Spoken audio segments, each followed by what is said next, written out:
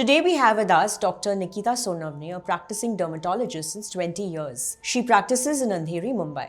We have a lot of clients in common, and one of the reasons I recommend her is because she does an in-depth evaluation of a patient's lifestyle, nutrition, and hormonal imbalance before prescribing procedures, medications, and products. This approach aligns very well with my practice. We're going to cover a series of topics on skin and hair health that are carefully chosen from real-life cases in our practice. Nikita, my question to you is about hormones and skin and hair health. People are always talking about cortisol and stress, how it affects your skin and hair. But So the thing about prolactin is that we've been seeing a major spike in people's body, the symptoms that they are getting post-COVID. So the skin is the most visible organ of the body, is the largest organ of the body. Yes. And inflammation on this organ is very easily visible. It's visual. Right. So you see inflammatory acne, you see seborrheic dermatitis and Right. recalcitrant dandruff. Okay, coming to hair fall. So, my clients always ask me about how do we realize or how do we understand the red flags that, now my hair is falling a lot and I need to do something about it, or is it just a natural cycle in the year that happens? So, I've also been actually pretty clueless about this because I've really never had hair fall issues, thankfully. But I want to understand that how can one identify that, it's a bad time and you need to get help for this, either nutritionally or through medications. Yes. I think the best way to identify that is going by your own pattern. Like, when you wash your hair, how much hair comes out. Everybody does lose a bunch of hair. Right. If that is consistently being more and you're noticing that, there's not, you're doing your healthy diet, there's nothing off about your lifestyle, but this is still happening persistently, then probably you're dealing with hair loss. Now, some people try to figure out, in terms of numbers. We hear, 50 to 100 hair per day is normal, but we must also understand about the regrowth. Like, if you lose 50 hair every day and 50 grows back, that is normal. Right. But if you lose 50 hair every day and none of it grows back, over a period of time, your ponytail is going to thin out. Right. So that is definitely a problem then. We need a machine to count strands now. I actually have clients who sit and count the number of hair I that do they too. lost. I do too. Okay. Yes. Okay. So, hair fall is again related to three things, I would say, largely. One is, of course, your stress level. So, stress also includes your infections, any surgeries that you've gone through, maybe pregnancy, and, hormonal changes like during menopause or perimenopause. So, that's like one part of hair fall. Then there's nutrition, because we do know that, you need protein for good hair. Yes. You need your micronutrients. You need your B complex vitamins for hair growth. And then the third part is the medical issues, the medical conditions. So are there any tests with which we can find out that, this is going in the wrong direction? Yes, of course. Vitamin D3, vitamin B12, folic acid, these ferritin, these are extremely important. And when I suggest these blood tests and we look at the levels, how I like to interpret them is, think of it as your army. Right. Your army has to be super strong. Right. So in that case, I will not be happy if I'm in the range or not in the range. We're chasing passing marks then. Right. If, for example, vitamin D, 30 to 90 is the normal. Why should you be happy with the 35? It's like you passed. Right. Are you happy when your child passes? Don't you want to aim for a distinction? Absolutely. So if this is your army that drives your defenses, why not boost it to at least a first class? So in these things, which are the protective ones, I like to chase for upper levels. If 90 is the upper cutoff, let's aim a 70 or an 80. Right. So these are the ones that are important for hair health or all healing of your body. Right. There are certain things that attack your body, are negative influence. So for example, we have prolactin, we have our insulin that we are talking about, we have the TSH. So these are, consider them as your enemy's army. Right. You want your enemy's army to be really weak Right. so that they do not bother to Right. attack your kingdom, or if they do attack, your kingdom is already strong.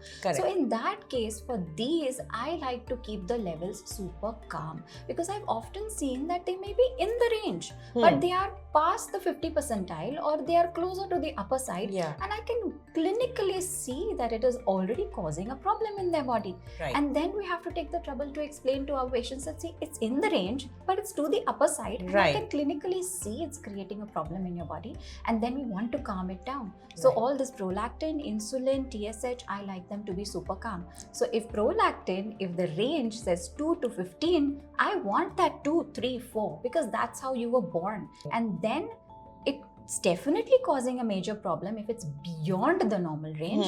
But even when it's reaching there midway through, it's already negatively impacting your skin and hair and your immunity. Right. Right. So good point about the reference ranges of these lab reports, because I also get a bunch of reports and they say, but ye to normal hai. Yeah. So for me, I understand that when we're looking at insulin, I wanted at least the first goal to be below 10. And I know the moment it starts crossing 10, it's trouble. Yes. And the lab range says 2 to 25. Yes. But we do know that it works very well when it's under 8 or under 10. Yes, for me as a dermat, under 8. Insulin and prolactin. For me as a nutritionist, under 5. Oh. So Yes. that clearly points out as to how the experience of a consultant, whether it's a doctor or a dietitian, truly matters when you're prescribing medications or nutritional interventions to correct a person's blood reports. It's just not what's written in the report, but our experience that Yes. helps our clients get the best results. Yes, and the right? report also says, right, correlate clinically. Yes, always. So we need to identify whether this is in the trouble range or it's Yes. normal, right? The other point, what I wanted to cover is, like you said, see, now supposing a person has low vitamin D or B12 or iron, or say, for example, they're on medications for prolactin or to correct their thyroid hormones.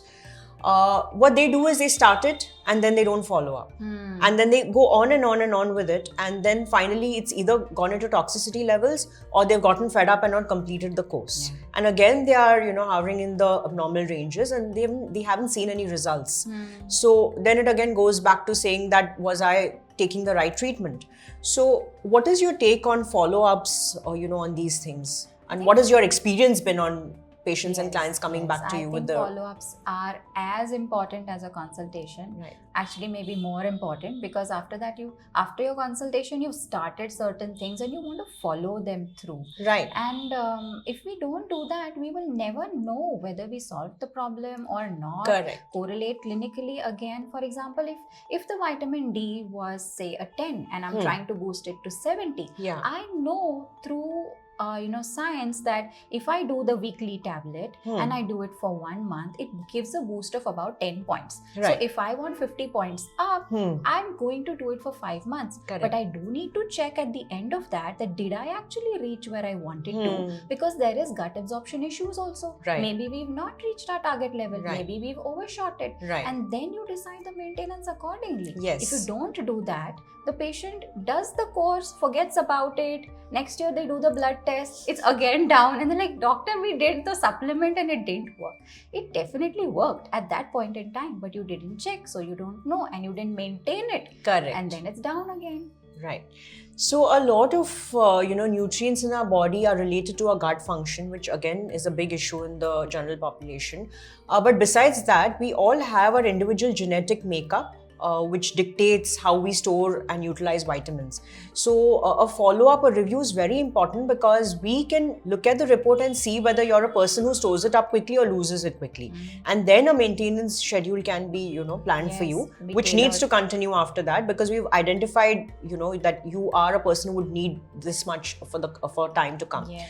So yes, like you rightly said, I think this is a very, very critical and crucial part, where even medications, like people start their thyroid hormones, they start thyroxine to correct their TSH levels, but they don't go back and check. There's no review, and they've completely forgotten about it. Then again, they're gaining weight. Same thing with the Worst prolactin. come, stopped it on their own. I see a lot of that too. Yeah, that happens because everybody wants to be off medications, and we would also like our clients and patients to be off medications. Yes. But that's only possible if medication, exercise, nutrition, lifestyle, everything gets blended in together beautifully. That's when we can see the medications actually coming down. Yes. But nevertheless, if you have a medical condition that requires medication, you have to continue reviewing and following up. So my question is on hair fall. I do see, like, there are certain times in the year when I lose more hair. And I also want to know if there's a certain pattern that it follows, if it's seasonal, if it's annual, how does that work? And supposing it's fallen for X reasons like nutritional deficiencies or some medical conditions, and you correct it, then in how much time can we see the regrowth? Yes. See, hair fall or hair loss tends to be more in all transitions of seasons. So if spring is moving on to summer, you might see a little more. If summer's moving on to monsoon, you see a little more. Okay. So these transitional times are a little more hair loss. Other than that, in the whole year, the monsoon season or the autumn season also tends to be a more hair loss phase. Simply put, if you have a dog or your neighbor has a dog, ask them when the dog is shedding. There's a time when they know my dog is shedding because the hair is everywhere. Right. That is the time that humans would also shed. The trees shed their leaves, so you can remember autumn or late monsoon is a time for hair loss. Now, if the hair loss is happening and you're doing certain things to correct it, you're taking your supplements, you're doing your healthy diet and exercise and everything, the hair growth happens pretty spontaneously. There should not be a lot of waiting time, especially see when patients come to me and I start them on certain supplements or on a treatment. I want to see results within the month. Within a month, soon. Yes. They should be able to tell that something is different. I'm definitely losing lesser hair than we did before. And if at all I prescribe them any treatment session that we are doing in the clinic, I expect to see regrowth within the first session itself. We've done one session. Within the first month, I want to see those 1 centimeter baby hair because that's how your hair grows, about 1 centimeter every month. So if you've done your first session or something is working within that month, you should start seeing those sprouts. Okay. And what about hair fall? So supposing you've had an infection in, say, August, would you see the hair fall immediately, or does it happen after a couple of months? Or maybe you've gone through a stressful period in your life. Yes. And there's some, changes. So you would see the hair fall happen right away, or it would happen a month or two later? Right. So this type of a hair loss, whenever we undergo any stressful episode, it could be stress of any type. It could be physical, mental, emotional, nutritional deficiency. At that point in time, when you're undergoing the stress, your hair follicles in a way, simply put, go into a state of shock. Okay. They are not doing anything. They are not growing. They are just stationary. And then when you regain consciousness, when you're out of it and life moves on, 2 months, 3 months later is when all that hair that went into shock starts to offload.